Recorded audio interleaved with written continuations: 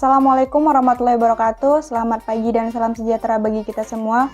Baiklah, pada kesempatan kali ini kami akan mempresentasikan hasil kelompok kami di mana laporan studi kelayakan bisnis pada kelompok angkasa, di mana nama kelompoknya yaitu ada Ade Novian Purnama, Arianti Ramadhani, Joshua Simbolon, Rizka Fadilah, Tegar Sah Pratama, Yuda Pratama Mahardika, dan Yeni Anggraini.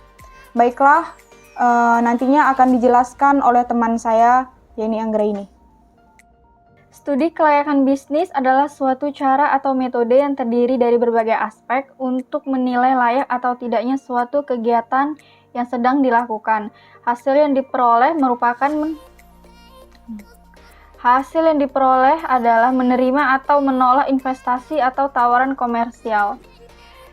Faktor-faktor yang harus dinilai dalam menyusun studi kelayakan bisnis berkaitan dengan berbagai aspek, antara lain aspek pemasaran, aspek sumber daya manusia, aspek produk, dan aspek keuangan. Aspek pemasaran merupakan hal yang dilakukan oleh setiap perusahaan untuk mempromosikan produk yang mereka punya. Terdapat beberapa aspek dalam pemasaran, yaitu lokasi, produk knowledge, segmentasi, dan pasar. Segmentasi atau target pasar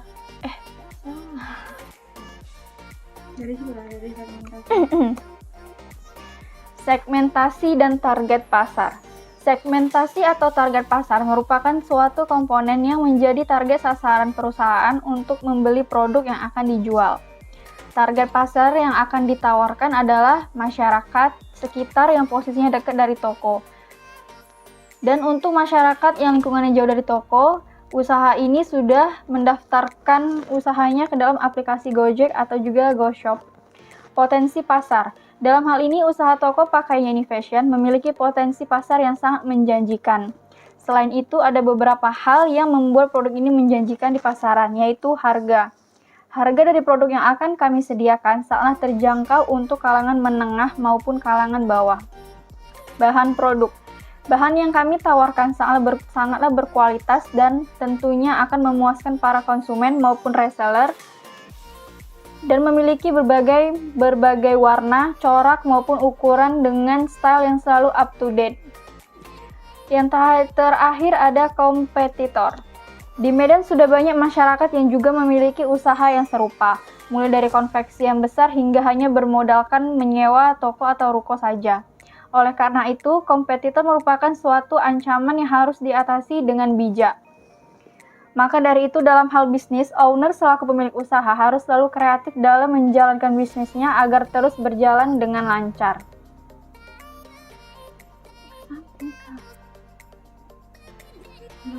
Analisis SWOT. Analisis SWOT merupakan alat yang sederhana, namun sangat membantu dalam pengembangan strategi bisnis yang sedang dijalankan. Adapun analisis SWOT terdiri dari yang pertama ada strength atau kekuatan. Keunggulan produk, kami selalu mengupgrade model pakaian agar selalu up to date. Varian produk berbagai macam bentuk, motif, warna, serta ukuran kami tawarkan kepada seluruh konsumen maupun reseller. Yang kedua ada weakness, yaitu kelemahan. Persaingan pasar dengan perusahaan yang berskala nasional dan berubahnya kondisi perekonomian. Yang ketiga ada opportunity atau peluang. Dengan tetap menjaga kualitas produk yang ditawarkan, kami yakin dapat bersaing dengan perusahaan skala besar yang ada. Dalam hal ini, para reseller selalu mampu meningkatkan daya jual yang ada. Yang terakhir ada threat atau ancaman. Munculnya usaha baru atau produk baru yang sejenis yang berusaha menyaingi usaha dengan style-style yang terbaru. Selanjutnya akan dilanjutkan oleh teman saya, Rizka Fadilah. Baiklah, saya akan melanjutkan penjelasan dari teman saya, yaitu ada sumber keuangan. Sumber modal awal usaha ini yaitu pada owner sendiri, di mana sebagai investasi untuk membangun usaha nantinya. Nah, berikutnya ada biaya awal kebutuhan. Nah, di sini ada tabel, di mana ada jenis barang, jumlah, harga, satuan per lusin, dan totalnya. Jadi, total dari sumber biaya awalnya itu 15.528.000. Selanjutnya adalah laporan keuangan. Laporan keuangan merupakan catatan informasi keuangan suatu usaha pada suatu periode akuntansi, baik itu berupa nggak usah di-post lah. Abang Belum dia. Mana di teleponnya?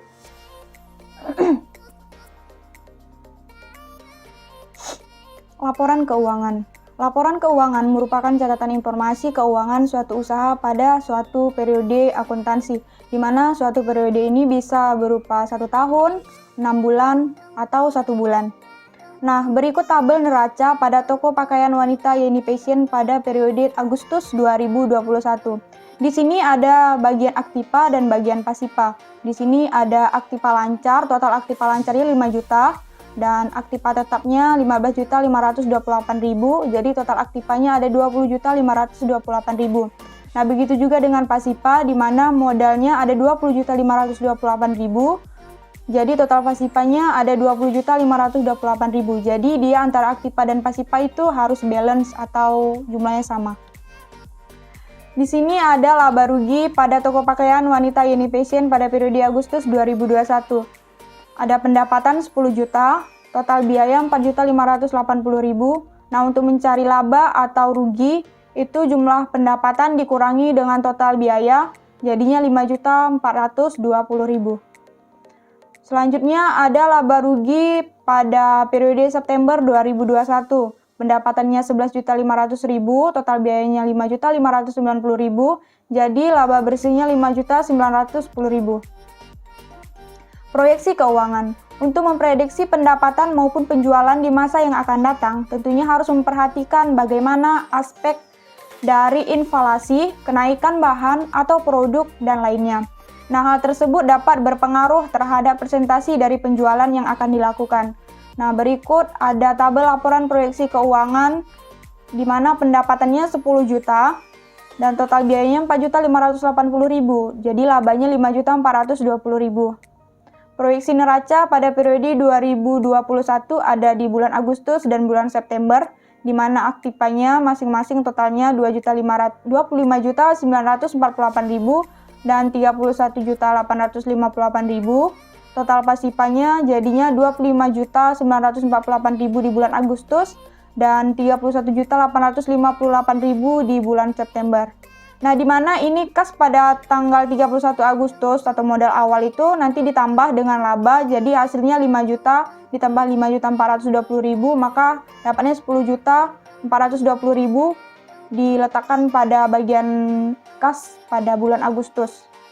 Nah, pada tanggal 30 September, kas pada tanggal 31 Agustus ditambah laba, jadi 10.420.000 ditambah dengan 5.910.000, maka hasilnya 16.330.000 itu pada bulan September. Nah, analisa ini digunakan agar dapat menilai berjalannya usaha yang stabilitas dalam usaha yang dibuat, sehingga menurut laporan keuangan laba bersih yang diperoleh setiap bulannya ada 9%. Mungkin cukup sekian dari presentasi kami. Semoga bermanfaat. Jika ada kata-kata yang salah, mohon dimaafkan. Wassalamualaikum warahmatullahi wabarakatuh.